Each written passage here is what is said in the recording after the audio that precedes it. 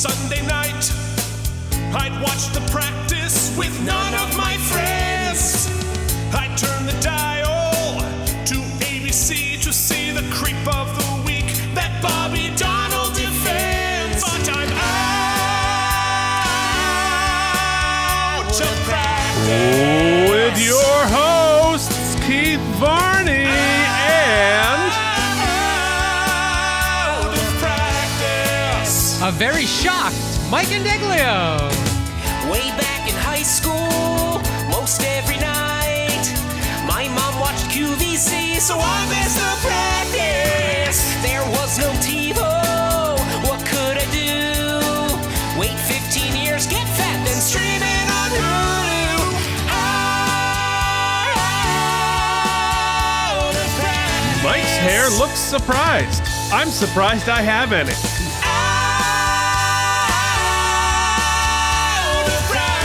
Anxiously awaiting Keith's mom's review any minute now. Out of practice. And welcome to the Out of Practice Podcast, a weekly podcast, or for us right now, daily podcast, in which we discuss David E. Kelley's award-winning series, The Practice. This week we are up to Season 7, Episode 8, aptly titled Bad to Worse. How's it going, Mike? We haven't recorded one of these episodes in 24 hours. It's funny. I'm leaving the country. I have so much to do. And yet my time has been monopolized by this very lucrative podcast. I am excited, though. Jen, very nicely this morning, told me that it's so nice that I get to spend so much time with my friend. And the way she said it, she was implying, and she correctly implying, that I only have the one. And so she's happy that I'm spending time with the friend. The friend, your friend. Yeah. Yeah, it's like that, like all of those coming of age novels about like 10-year-olds and they have like one friend and they're like an outcast. But like they're like running through the woods and solving mysteries. But we're just here blathering on the internet. But I actually, before we get too far into it, I have been remiss in giving a shout out to one of our show's friends, also blathering on the internet. But what a segue, Keith. What a segue. Oh my, I'm so good at this. But blathering in such a much more professional and interesting and well-produced way. And that is, of course, friend of the show, Scott Maupin's new podcast, The Perfect Show. And it's available anywhere you listen to podcasts, on Apple Podcasts, and all of that fun stuff. I have already left a review accidentally under one of my pseudonyms. So, Scott, can you guess which one it is? Anyway, it's a great show about the little moments in his life that he considers perfect. And he did one about a stretch of road, a little short film that he watched, a jingle, some music. It's really fascinating, and it's a very professionally produced show. It's a little bit like This American Life in little thoughtlets about very tiny little specific things. But definitely very entertaining, worth a listen. Subscribe to The Perfect Show by Scott Maupin, friend of the show. And if you are listening to this and you have just put out your own podcast, perfect or not, let us know. We will be happy to announce it here on the Out of Practice podcast. Yeah, that's what we do. We're just going to plug other podcasts now.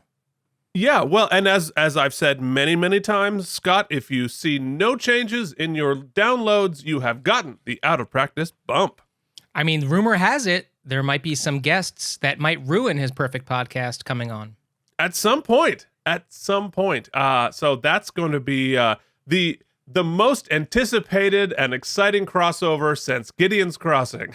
I'm actually in the process of squirreling away lots of content to bring with me on the very long flight. So I will download. I can't wait to listen to as many pods as you've put out, Scott. Looking forward to it. Yeah. No, they're great. And they're bite-sized. Unlike ours, which, you know, it's like choking a... Have you ever seen like a python eat like a horse or a deer? That's sort of what our podcast is. He's got nice little amuse-bouche episodes. So that's exciting.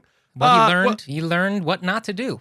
He learned, well, we here on the internet are creating what not to do, including doing a marathon of podcasts all in 1 week. As we mentioned last episode, Mike is going out on a cruise to do Schmersy Schmoys, and we are recording on Monday, Tuesday, Wednesday is 4 episodes of toys, then Friday, then Saturday. So 4 episodes of this nonsense within less than a week. So we're gonna have to discuss Saturday. We might have to do one of those next week. But look, you're the one who's got troubles. I have nothing but time. Nobody knows. And since my friend is going to Europe, it's going to be very quiet here. That's so sad. I'll take pictures. Can I come back and do like a little slideshow? Of course. Clearly we have no format or topical. Consistency. Yeah, it could be whatever. Like, that doesn't fit the format of our well-tailored show. Maybe after all of the pitches for our next show, we should just be us talking for 4 hours and no one does. We don't even record it. We really shouldn't. All right. Well, this is normally where we do cat content, but I forgot to send you some amazing pictures and video of Charlie's new favorite toy. He has a Halloween candy corn decorated tube. One of those, sort of expandable canvas tubes that he loves. So this morning you said it. Look who showed up. What's up, Ducks? So next week, and by next week I mean like tomorrow when we record this, we will load up some of those pictures and do a proper hot cat content. Yes. I actually have a quick cat thing. My mom's cats. So she calls me over. Yes, I had to go. We discussed last week, yesterday. Yeah, about but the podcast. 8 hours I had to ago. go hang out with my mom, take her to the doctor, blah blah blah. Which was supposed to be like I told you, it was a 15-minute wellness check. Keith, I sat in the car and waited for her for 2 hours. Oh no! It ruined the day. Anyway, not the point of the story. The point of the story is her cats, whom are very lovely. My mom lives in a basement, so they're like catching. That sounds very like we don't take care of my mom. She lives in the apartment in the basement of my brother's house. And once a week, you lower a bucket of like entrails and fish heads down, and she scarfs them up. She lives in my brother's basement, which is a very nice apartment. It's very nice. Anyway, please don't call anybody. If you see reports, they're overblown. She's got her cats. They have the run of the place. They are catching mice there and living their lives because it's, it is a basement of a home. So my mom's like, you got to kill this spider. So she brings me over to this spider. Now, Keith, I didn't grow up in the woods like you, so I'm not versed in my spiders. But this goddamn thing was big, okay? It looked like a miniature Tyrannosaurus Rex. No, tarantula. I don't know why I said Tyrannosaurus Rex, but it's spider form. Anyway, I couldn't tell I didn't know if it was poisonous or not. So I didn't know if I just want to go stepping on it or doing I didn't know what to do if it was poisonous or not. And the reason why I thought it might be poisonous is because these cats were not touching it. They were like sniffing around it, and they would not approach the spider, which tells me that their instincts probably are better than mine. And they were like, this is not a spider to F with. It looked maybe like a barn spider, but they're not poisonous. So I don't know. It was brown. I was afraid it was a brown spider. Yeah, I mean, there are brown recluses here, but very few. You can get that, you can find a black widow, but most spiders, especially like the big brown ones, are probably just a deck spider.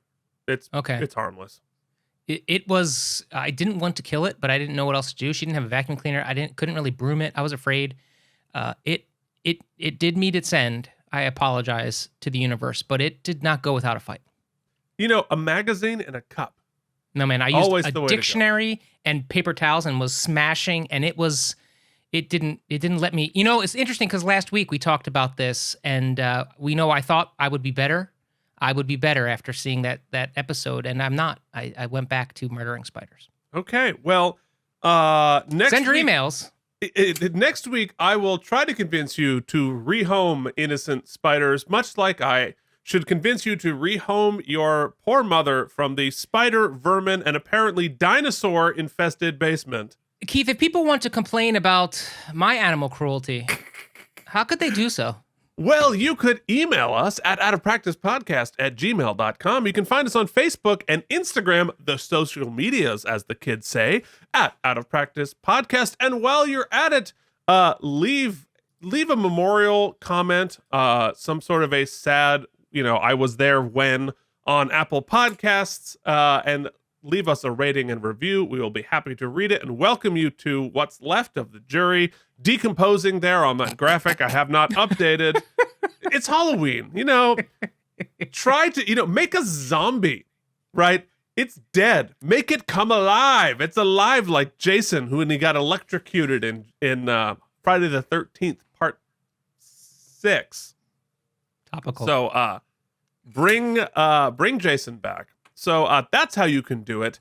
So I think at this point, while we should go and visit a certain basement that Mike's mom isn't chained in, and talk about what that vermin-infested basement looked like 20 years ago in a segment we call This Day in the Basement. Of course, we are talking about December 1st, the year 2002. We've gone through Thanksgiving, beginning the holiday season. What was going on, Mike? December 2000. So we were rolling juries in what would be my final year of school. We'll graduate this summer, this June. Get ready to revisit some stories that I already told when I skipped a year of my life.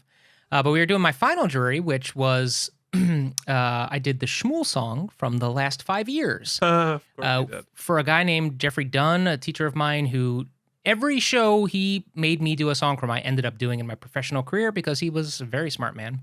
Mhm. And this was one of my favorites because he was like, well, most people, you do a song, it's like maybe 2-3 minutes.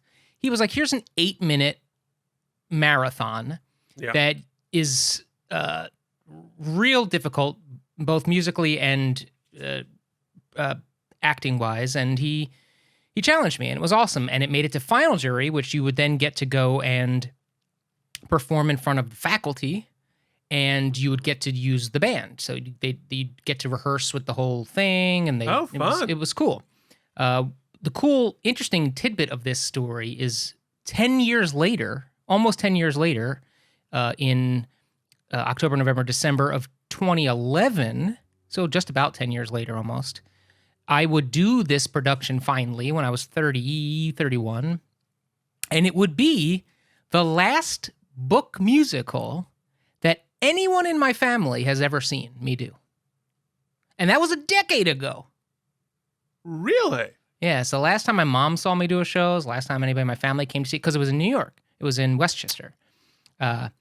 So, Keith, it turns out, ripped from a mini disc, Yes.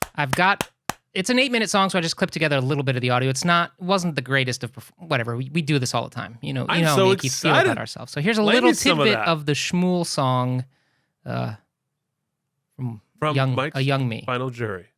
And that very dress, so the paper swore, was the dress of girl in Odessa bore. On the day she promised forevermore to love a young man named Shmuel, who only one day before had knocked at her kitchen door.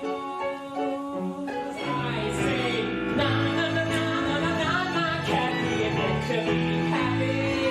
Na na na na na, give him a liberty sign. Na na na na na na, stop tapping and go and be happy. Here's a headshot guide and a new backstage where you are right for something on every page. Take a step, take a breath, take a chance.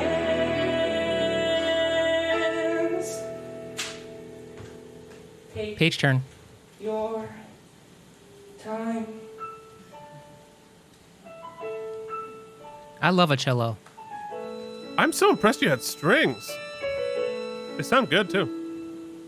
Have I mentioned today how lucky I am to be in love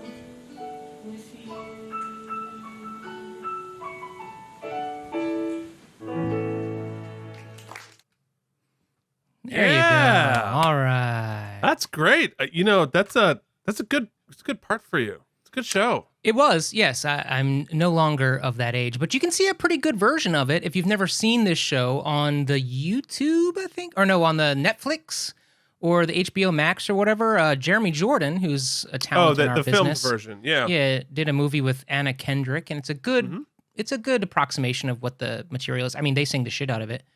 You So could yeah, definitely still do this show. I'm If 40 years we're old. still going to Pete. do Forever Plaid, Yeah, I'm Look- 40 years old, buddy. 40-year-olds, go through that too. Yeah, but I think they're like, I think they are well versed in the script that they are 25 years old. Just keep a little tight. That's it. Keep that just for men in the hair. It'd be great. Yeah. Uh-huh. Have I mentioned today that I'm impotent and I need some just for men? I can't get my schmool to move.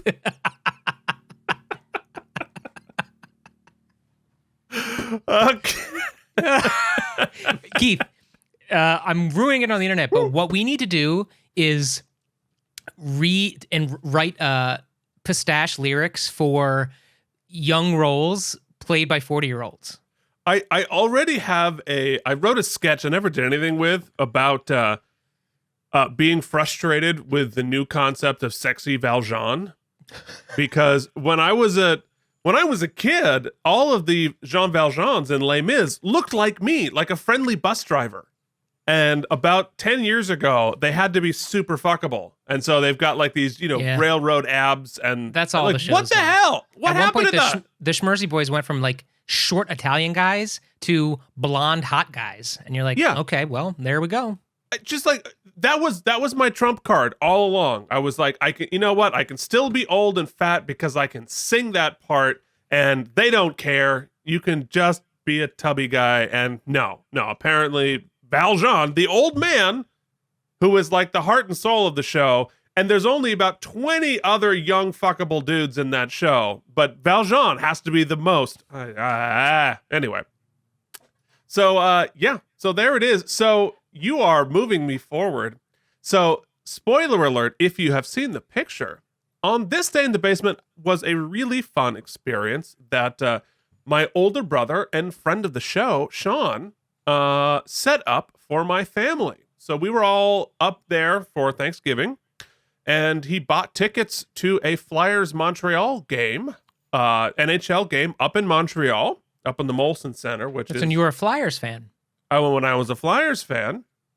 And so we went up and we sat in the second row of the Molson Center up on the glass to watch the Flyers play up there, and they won in overtime 2-1. Justin Williams scored on a breakaway in overtime. It was so exciting. And the thing that I remember most from it was during pregame warmups, the glass broke and shattered just a few panels away from us. And so I got up, and so I grabbed a piece of the broken glass and kept it from the cool. Molson Center. So it Sounds safe. It shatters into like safety glass. It's like the pebbles sort of a deal. So safe-ish. So you have a pebble of glass. Yeah, they have a pebble of glass. But it was such a cool experience, and that was Sean of his own accord just bought us all the tickets and set it up, and it was part of this because I grew up about an hour 20 minutes from Montreal, so we just there was like a group going, went in the bus, we went up there, they picked us up, went home. It was so much fun. I think that was only my third or fourth NHL game that I'd ever gone to. So that was a blast. That picture is from that very game. I'm sure that Sean would be moved that you've commemorated it with this stock photography photo with with the stamp of the photographer still on it. Do you know how hard it is to find a picture from a specific game in 2002, a regular season game? Like this was in the era where nobody has any good pictures. Well, if you are Because- Alamy, we apologize for you. Yes. We've at least credited your name We have credited you, yes. quite liberally. But when in that transition between film and digital, there was about 5 years there where we all switched to digital, but the pictures were garbage. Yeah. And so that part of our lives are just deleted because Well, this we is had no around good that pictures. time where digital photography had started, but they were like 10 megapixels is all you'll ever need. The stunning resolution and clarity. And you're like, 10. "Ugh." It was like 1.2. I mean, my first digital camera had a floppy disk that you put in, and you could like save 12 pictures on there, and it was terrible. Anyway, blah, blah, blah. We digress. It was a really fun experience Cool. on Very cool. November 30th, the day or two before this show aired. So that was a really cool experience. Thank you, Sean. Looking back, now let us look not forward, but out into the world of December 1st, the year 2002, in a segment we call It's time for the Out of Practice Podcast's This Day in the World. The greatest hits, the biggest movies, headlines from Vermont, essential sports updates, and for some inexplicable reason, the weather from 20 years ago. Now back to Keith and Mike. Okay, folks. So the number one song, guess what? We might have lost the clip, but we did not lose ourselves. Here, Eminem continued. We were continuing with the piano tutorial. So if you're playing at home, I think you probably got it by now, right? Actually, you should check out this video. You should click on it because he's got one of those like virtualizers where every key he hits shoots out like a laser beam. It's really cool. It's visually very, very interesting. It's just an augmented. Yeah. Okay. Well, So, it's the beat there it for a is. rap song. It's not particularly musically interesting. Dude, it's fantastic, though. All right. Well, while we're losing ourselves in that segment, we could point out the top movie continued to be Harry Potter and the Chamber of Secrets. In week 3 of domination, took in $32 million. And topical, as always, the Burlington Free Press, the headline was A Church Divided. So, Yeah. Yup. So, the practice was literally not ripped from the headlines. The headlines were ripped from the practice. Wow. But, That's craziness. You want to know what else people wish desperately could be ripped from the podcast, but never will be? It's time for Sports Ball. The New York Football Giants lost a heartbreaker to Steve McNair's Tennessee Titans 32-29 at Giant Stadium. Future Lions head coach Dan Campbell caught a 1-yard touchdown for the Giants, and the Giants had a touchdown lead with 10 seconds remaining. But McNair hit Frank Wycheck with 9 seconds to go and to send it to overtime before Joe Nedney hit the game-winning field goal. Meanwhile, the Eagles beat the Rams 10-3 to improve their record to 9-3. Wow. Pretty amazing. I remember that game. That game made me terribly sad. It was, that was tough. Because I was in Vermont watching that game, and my parents thought I was going to kill myself. That's back before the Giants had destroyed my heart, and now I feel nothing. Well, interesting. This is a time when this is interesting. We say that so much, but I think this may actually be interesting because never it's a actually weird is. psyche thing. It's like Keith was a Flyers fan for a while, even though he wasn't from Philadelphia. So growing up, I might have mentioned this before, in fact. Growing up, I wasn't allowed to like the Eagles. My dad had lost some money on a Super Bowl back in the 8 when I was born. And so we rooted actively against the Eagles. So I was like a 49ers fan, and then I basically followed Joe Montana around in like those teams. But here, when I moved to New York finally, and I was a little homesick, and my dad was gone and whatnot, I was allowed to start rooting for the Eagles because the rivalry was so intense in New York, and I could kind of be as Keith and I enjoy doing, I got to be a contrarian. Yeah. Yeah, right. So that's what started my hometown love for my boys, and it's stuck. Even though at least your team blows, our team, I can say, we're rebuilding. We're rebuilding. Well, the Eagles have been frustratingly mediocre when for a the while now. Giants have been satisfyingly terrible. So that I don't get frustrated anymore. I just sort of like, yep, that's what's happening. I just sort of, it's tough. And I've always Every week, Jen's like, should I start D Jones? And I was like, well, sure, honey. D Jones. Wow. All right. Anyway, Speaking of grumpy old men.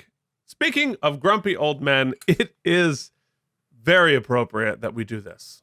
I'm a human being. God damn it. My life has value. And I'm not going to take this anymore. It's time to talk about the damn episode. Yeah. Okay, folks. We are, of course, going to talk about Dude, that's crazy. The man. Practice, Season 7, Episode 8.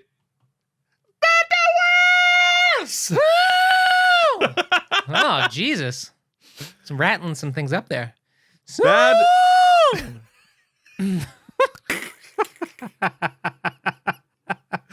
Someday we're going to have to do a bonus episode just for my mom of you doing every bumper.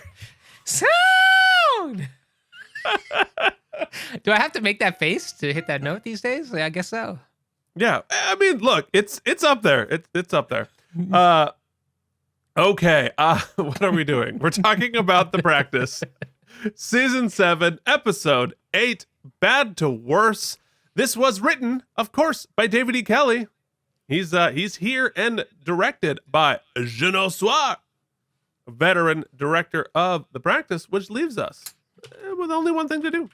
A little thing called... What is that supposed to mean? What's your problem? Is this what happens to women when you insert your penis? God! What does Mike think's gonna happen? You know, what if he would have drank the curdled milk? Then what would have happened? I'm seeing a flag. I'm seeing a Black Widow spider. I'm seeing a dance party. It's so small. Okay. So, guys, we're defending a patriot this week. Yes, a patriot who doesn't want to pay her taxes. All right. But what kind of tax, Keith? An inheritance tax, because her husband is dead, and she is accused of killing him. She is accused of killing her husband, and does not. And it's hairy because she received a very large insurance payout when her husband died. And so people think, well, maybe she killed her husband, but we say no. And luckily, Lindsay's busy defending or doing some case about like a kid who burned an American flag. And so since Lindsay's busy with her flag case, Bobby, even though, you know, he's no longer feeling religious, so he's got no qualms trying to get in the pants of this latest Black Widow in a very sexy, ripped from the headlines. Bobby bangs a Black Widow while Lindsay is busy working a flag case. Which I believe was your guess last time. Wasn't Bobby supposed to be banging a Black Widow literally yesterday? Well, he lost 24 hours. Now he better get on that Black Widow fast. We know what Mike is really hoping for.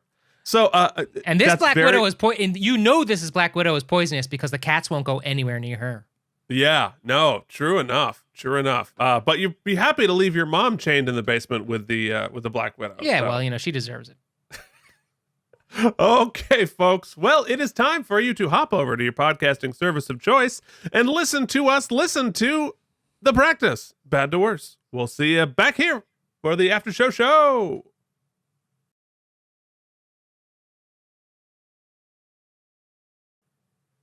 And we are back, baby. We are indeed. We have definitely watched an aptly titled episode of The Practice. And in case you missed out on our musical adventure, and it was very musical today, so if you didn't hear it, you should go back and hear this one because it is some hot nonsense out of us and the show. But before we do that, let us have Mike give you a little recap we call 2, 3, 4. Mike has 30 seconds to remember what just happened on the show. Segment. So, yeah, Lindsay says that Arabs shouldn't fly on planes. She doesn't believe it, but then it turns out maybe she does believe it, but then she's pissed off. But then she's pissed off that she believed it. Meanwhile, there's like a nanny who framed a Black Widow, so she wasn't really a Black Widow. She was more just like a big boobed, but the real widow. And she goes to prison, and Eleanor's like, well, I guess we lost. Yeah, that's about right. Can you do that all again, just in fewer syllables? Sure can. All right.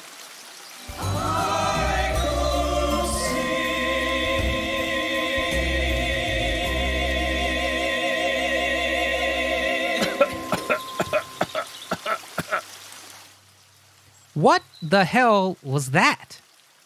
That didn't make any sense. At least Keith sang high. Yeah. Okay. Perfect. That, Yeah, right. I thought so. I feel like that explained that as well as it deserved. I can't get out of it. I can't get out of this. Stare at Mike in an Oops t-shirt. Wait, I found it. All right. Oh, you did it. Oh, I thought I'm just gonna stay there for the rest of it. Yeah, I mean, nobody watches this anyway. That's true. Who cares? All right, but you know what I do care about? Listening to my favorite bumper. Yeah, the one celebrity cameo we actually got. Thanks, Jackie.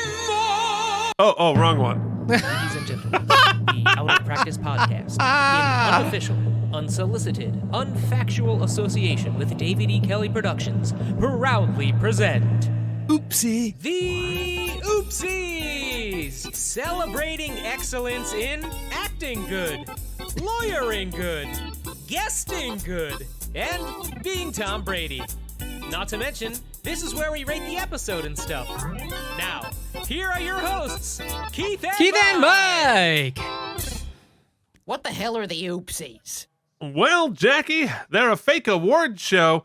Look, we have 2 cameos, and our sports ball cameo, Eric. He's in the new I Know What You Did Last Summer TV show. Go check it out. He's on a Amazon. copper. Copper. He's a copper. And all right, but what is next? You're gonna have to cop to this, Mike.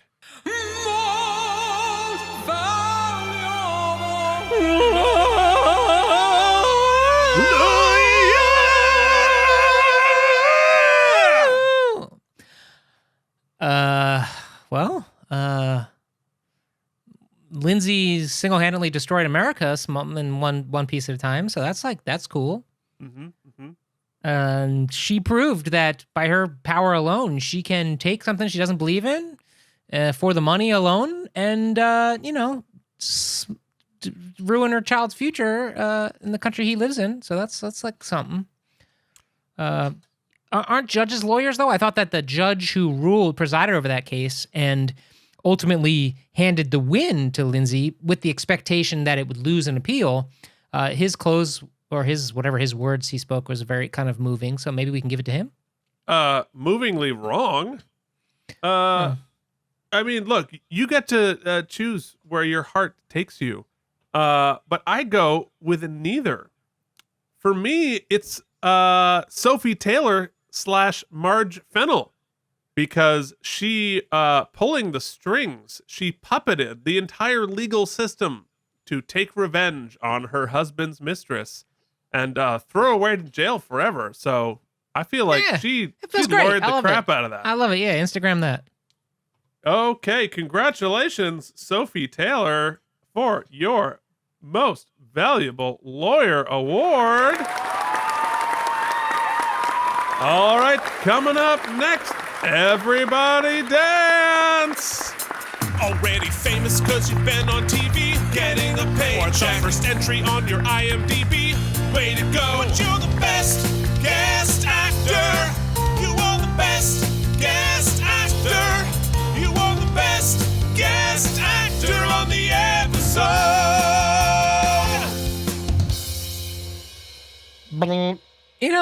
I thought that not Black Widow was... She had a challenge. They were like, let's write a really Black Widow stock character. Right. That is dumb then as a gonna box of hammers. That's going to get twisted out of that. But like they gave her nothing to really play. I mean, that was a tough spot. And I don't think we've given it to Judge, that judge I just referenced 2 minutes ago. I don't John think he's won Aylward. one yet. I thought he was pretty good too in his one little in his. He was. He was definitely pretty good. was. Yeah.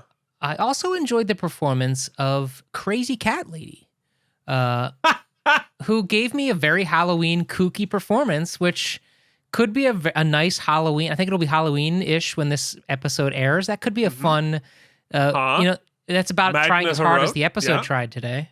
Uh-huh. I think I'm going to go there. I think Kooky Cat Lady gave a scene. Sometimes you just, in an episode that's off the rails, I just want to see somebody chew the scenery, and she did that. Okay, Magna Hero or Heraut, depending on how you pronounce it. Yeah, I that's fun. I'm gonna go with Sue Ann Spoke though, as Sophie Taylor, Marge Fennell.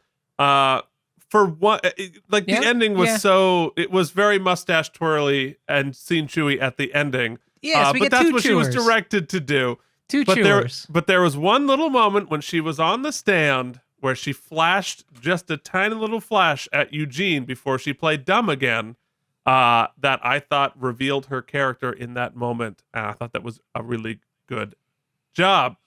So, all right. It is now time for Everybody Cry.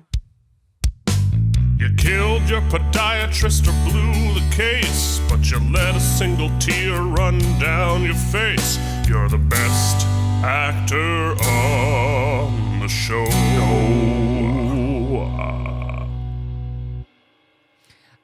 I want to give a shout out to Steve Harris real quick. Him going for it in that Plan B which is awesome because it turns out as failure as fall on your face failure-y as that was, he was right. Yeah. That is clever in That's a little retrospect. clever. Yeah. And I just thought every beat he had with Eleanor, they were really good together today. Yeah, they always this week. I thought they both were excellent. I think I'd like them to split it. I think they really gave the best performance. I think Lisa Gay had a great line this week that they gave her. Lucy made an appearance. Jamie Stringer had a couple of aha moments. They really, like you said, the cast is feeling a little big because these excellent actors are getting a line. 2 lines. Yeah. Yeah. But I think Steve and Cameron, this is their episode. I think it's Lindsay's episode, but I feel bad for Kelly Williams. She's not at fault. She did her best, I guess, trying to show a bifurcation of her emotional state. And I'm so confused, Keith. I'm so confused. I don't know. So my heart doesn't want to award an oopsie there. So I'm going to go with the tag team of Steve Harris and Cameron McIntosh. You got to pick Cameron just one. McIntosh. I did it again. You got to pick just one and Steve, find out if I split. Steve hasn't won in a while. I'll give it to Steve. Okay. Well, I'm not going to make your wishes come true because I think it's Steve. I think it's Steve all the way. I think This Is America, Steve. It's I find it delightful. Even in a losing case, even when they didn't bother to ask Jeeves any questions about their case, they did so. They performed it admirably and entertainingly. And what's cool about it is that we've seen him give almost the same performance, but fueled with a grounded intrinsic motivation, that because he believes in his case. But to see Steve Harris act as Eugene, acting outraged Eugene is pretty awesome. It's Eugene on a matinee. Yeah. It's his heart's not in it, but he's giving it everything he has anyway. Right, but we're along for each of those beats. That's good acting. So yes, I'm glad that he wins. Yeah. Okay. You know who I'm never glad when he wins? The Tom Brady Award for being Tom Brady.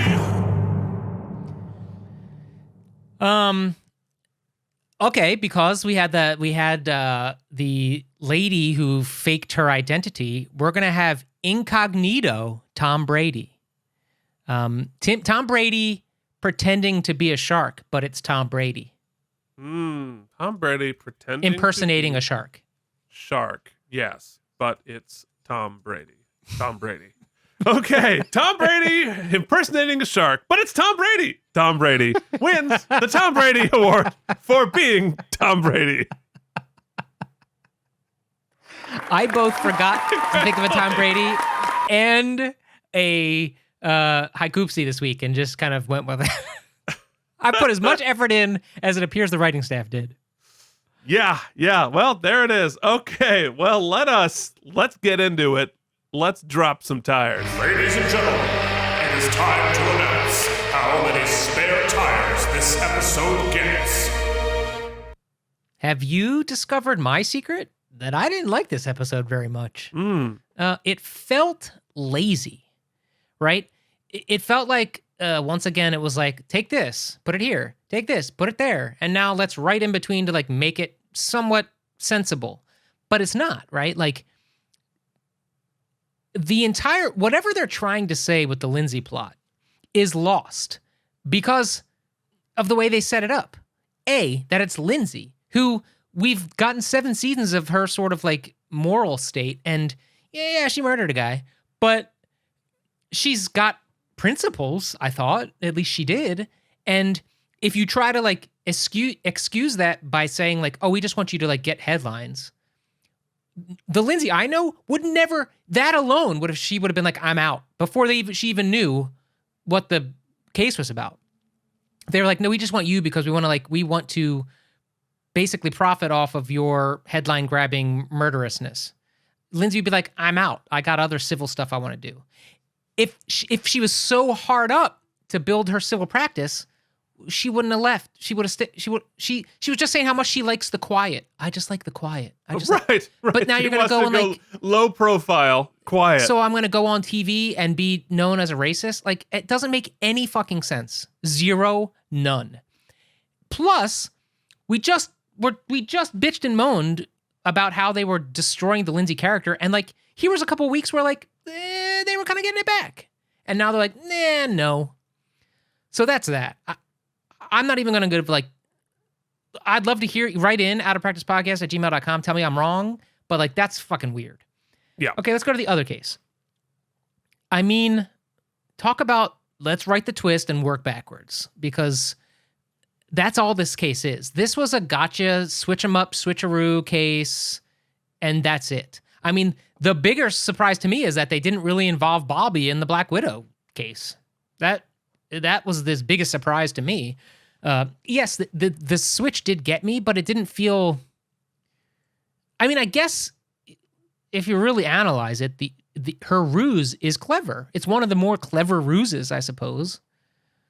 But I just don't. Like, what is it? Maybe it's just, look, there can be some freak of the week cases. Maybe there doesn't need to be a deeper meaning. Maybe you don't need to have anything to say. Maybe it's just a filler week. But that's what it feels like to me, a filler week.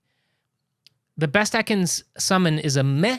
I thought is all right. Like, maybe if I'm not thinking too deep and like I'm not coming off a 9 last week, I'm a little less disappointed.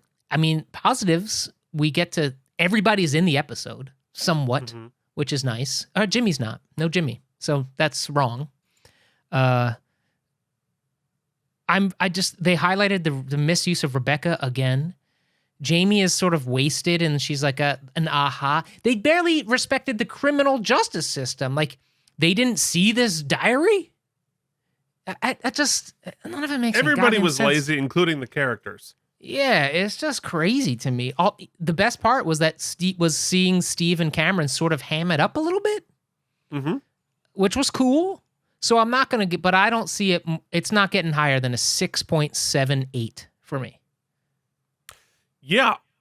Well, as you were talking, I was trying to decide which analogy to use on this, because I was like, this is sort of a the Practice Mad Libs episode where they just took, the Practice Tropes Mad Libs, or they had a cliche wheel and they spun it around and they decided, no, let's just use all of them. So I'm going to use both analogies because that's what we're doing. We're just like, we're going to take the cheap cliche and use all of them, all here in this one episode, which is, it's kind of remarkable. I mean, it's almost like they did it on purpose, because you've got the Black Widow, you have the secret serial killer, you have the twisty twist, you have the fake identity, all of it's the plan B, the epic plan B, the plan B, that this is America.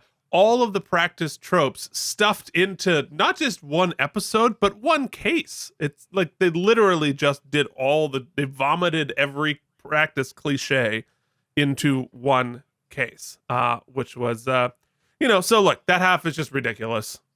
It's just, it's ridiculous. That's what it is. The other case is just, I'm conflicted about it because it was reflective of the times. These arguments were being made. These points were being said. This was the nation's topic of conversation at this point. But what's missing from it is the idea. I mean, Rebecca articulates it a little bit, but I'm not sure the show sort of like gave a nod to the fact that even in the context of the time, this is despicable. And it's sort of setting up like, well, everybody was feeling it. 9/11, bullshit. I was there. I wasn't feeling that. I was calling bullshit right then and there. And there were plenty of other people who were, realizing the fallacy and the horrible injustice that was happening while we were scared and mad. And it's like we were actively letting everybody off the hook for just flat out racism, intolerance, and unconstitutional behavior because we were scared. I was scared too, but I wasn't doing that shit. And the argument that both Lindsay was making and the judge gave at the end about, if you're going to do something unconstitutional, you better have a good reason, and security and safety. But the same arguments were made for the Japanese internment camps. Like literally the same arguments were made for that. And we knew better then. And that should have been pointed out clearly. And, somebody should have pointed out, trying to protect our country. And Lindsay's like, I want my son to grow up in this great country. Whatever. There's no point in protecting something if it is inherently destroyed by the steps you take to protect it. And that's exactly what they were arguing for. And that's exactly what was happening in the show. And I don't think that was David E. Kelley's point of view. I don't think David E. Kelley was on board with what Lindsay did, but I don't think he pushed back nearly as hard. I think he sort of both sidesed something that there's no both sides on. And so like I thought that was a little bit irresponsible on his part for a guy who's not usually irresponsible like that. So all said, yeah, it wasn't a good episode. It was kind of it's kind of a sloppy mess with a message that I would say doesn't hold up to scrutiny 20 years later. It didn't hold up to scrutiny then. So I'm going to give it a 5.72. Yeah, I don't want to end the conversation just yet. I want to point out, like, I agree with you. You have a character in Jimmy where his sort of like, I think you could have made a more interesting dialogue around why he takes that case or something. Right. Right. And like you said, he kind of both sidesed it. Now, look, you and I are both very liberal people. And so generally speaking, I think we enjoy Aaron Sorkin's a great example because he's unabashed in his sort of idealism and his viewpoint, and he's very confident in just putting his viewpoint on the screen. You can hate it, you can like it, but he's going to say it. And here's one of those examples where I feel like sometimes David E. Kelley wants to be that way, but then he feels like, you can call it both sides and but he feels like I have to sort of obfuscate it in order to like create a dramatic juxtaposition so we can fade out over sad piano.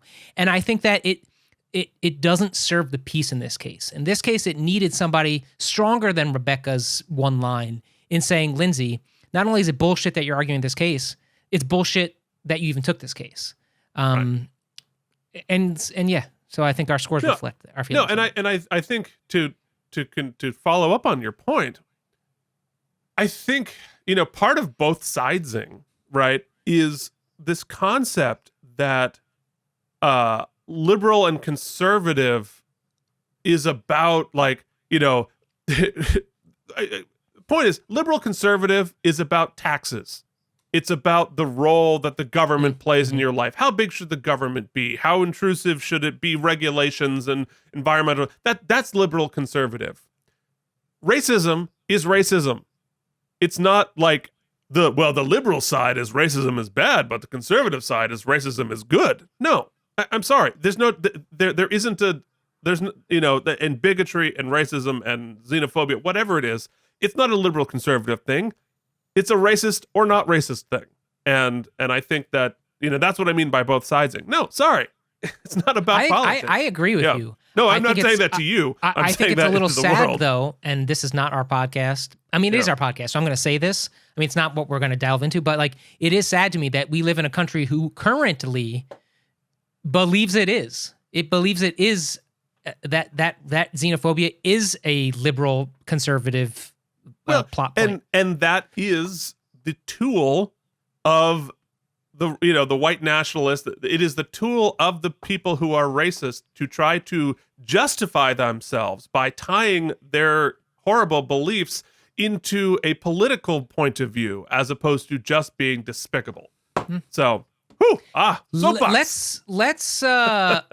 Let's go ahead and unearth the Easter egg Our here. Easter egg.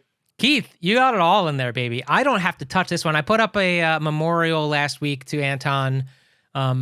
Really tragic that we lost that talent. But here we got it all. We got the American flag. All right, this is America. We've got the Black Widow. Yeah. Oh man, doing this backwards is making me nauseous. The Plan B. Plan B. And what is the dancing? What dance are they doing? Like they did last summer. The twist again? They're doing the twist. The twist again. Oh! Let's twist again, like we did last summer. Can you believe that the twist was so popular? The song had a sequel. There was a sequel to the song. Wow. Yeah. Macarena 2, folks. Well, while you compose Macarena 2 in the back of your head, you have mercifully survived another episode of the Out of Practice podcast. If you would like to contact us and say you guys were absolute shit show today, you can email us at outofpracticepodcast@gmail.com. You can find us on the social medias on Facebook and Instagram at Out of Practice Podcast. While you're there, write us an obituary on Apple Podcasts and join the jury. We'll be very happy to read it online. The people we are always happy to see include our founding sponsor, Jorge Novoa, Cloud Lover 69, Leanne Rice, Jennifer Masanova, and Ari Kuhn. Guys, make Keith do some sort of Photoshop on that picture. Get your name up there. You can do so by donating a single $1 or a monthly contribution to our show. 2 links in our show notes you can use at any time. Hey, guess what else you could do? Simply like or subscribe on this video helps us out slightly. Even better, watch our other show, deals with Keith's Star Trek toys, and it's growing an audience. Shit show or not, we appreciate you being a part of our audience. Let a friend know that we're in need of some help. Go back to 7 seasons of our podcast, find one of these better outros that I've done, and just recycle it and listen to it again when I say laser sounds. Laser sounds.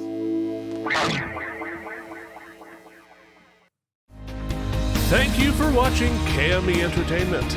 If you enjoyed our particular brand of nonsense, please like and subscribe.